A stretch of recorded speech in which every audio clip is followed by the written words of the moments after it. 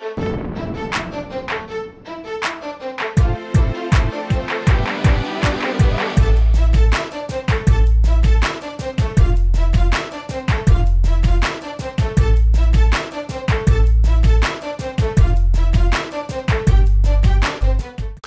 I'm Brian Canone. Thank you again for visiting fitnessatlantic.com. And we're talking about some things, well, what I'm talking to you about is getting into your first show, getting past the challenges of the nervousness, of feeling confident to go into your show, which is something that most people never get over. There's always a nervousness about doing that next show that you're going to go into. Finding someone to coach you along and give you that advice.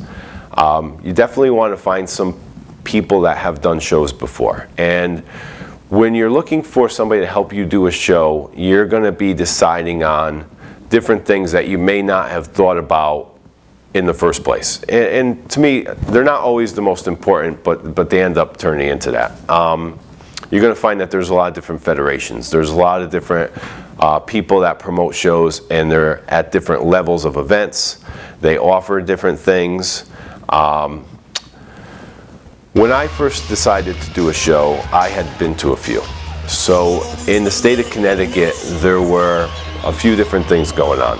We had the Milford County Show, which was an AAU show, and that was run in March, and it was always in Milford, the town of Milford. It's actually not a county, just called it that. But it was the Milford County was run by a guy named Fred Yale, and he also ran the AAU Mr. Miss Connecticut in the month of June. And then there was another guy, CJ Bouchard, was running shows with the AMBC. Those were lifetime natural shows, is what they were called. They had a polygraph test before them. And then there were the MPC shows, and you had a few guys running those. You had Carlo Bersi ran the East Coast Iron Classic. You had the Northeastern, they called it, the Northeastern, and then you had the Connecticut State. And those were run by Mike Katz, Jerry Mastrangelo. So you had, those are pretty much the main shows. Every once in a while, a couple more would pop up, but those were the ones that you knew you could check your calendar. They were going on every single year. So for me, back in like 1993, to take a look at which show, of course, everybody who was a novice going in usually did the Milford County as their first show. So that was the one that I would choose. You know, I did go as a spectator to all these shows, and I saw what they were like. The most competitive at that time was definitely the MPC show. That was the one that had the most guys, the biggest guys were in that show.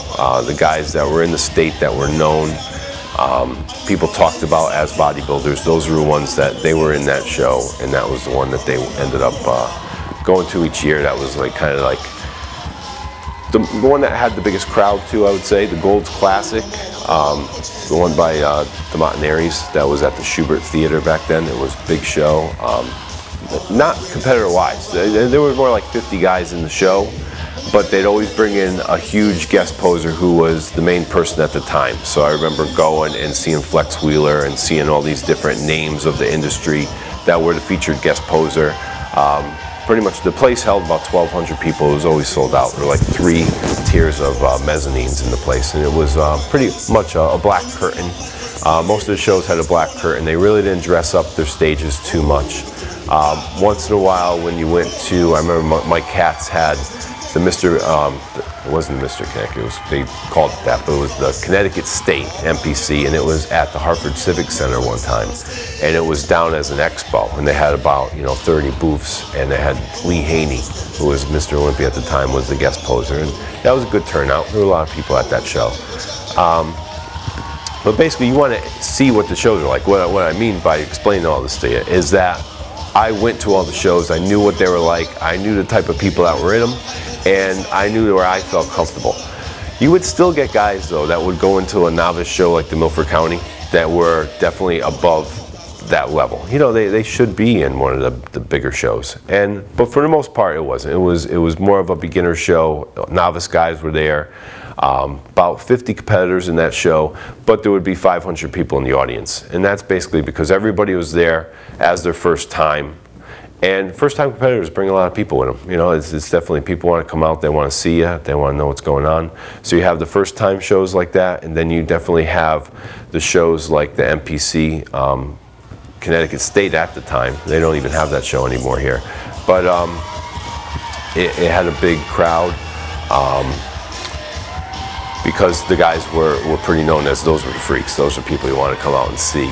And then you had the in-between shows. You know, you had like CJ always did well with the AMBC show because he would get like 60 guys in it. It would be a good turnout, and everybody was trying to qualify for the USA. So you had a lot of people coming out trying to qualify to make it to their national show. So you want to investigate and see what's going on in your area. You want to take a look at that. My buddy has a website called naturalbodybuildingevents.com, and he puts a calendar up of everybody's show, whatever's going on. But regardless if you see a show on that list, you want to know what it's about. What does it draw? You know, to me, I can't explain this enough, but I look for a show that's professionally run. You know, and a lot of people, their concern is, can I win that show? And that's pretty much their only concern. You know, can I go in the show and am I going to win? Well, you want to make sure that when you go in, for one, that show is going to happen. You know, if the show is, you know, something you could probably definitely win, it's probably because it's not that competitive, it's pretty small, and not too many people know about it. That's, I wouldn't say, a good reason to choose a show to do. I would say pick one that's reputable, one that's been going on for a long time, it's established, you've watched it before. You went there as a spectator, you sat in the audience, you watched it, and you're like, I want to be part of this. It's a big difference when you know that you want to be part of an event, opposed to just saying, well, I wanted to go in a show because I think I could win. You know, pick a show that you want to be a part of, that you feel that it's so special that you don't want to miss out on being one of the competitors on the stage. And that's something I've always stressed to people, is go in to have a good time, because you can't control whether or not you're going to win, or you don't know who else is going to show up. So that would be my recommendation on this video, is choose a show that you just really want to be part of that show. You like the way that show is run, you've watched it before as a spectator, and you want to go be part of that event. So that would be my recommendation for choosing your first show. All right, so thank you, and we'll see you on the next video clip. Thank you.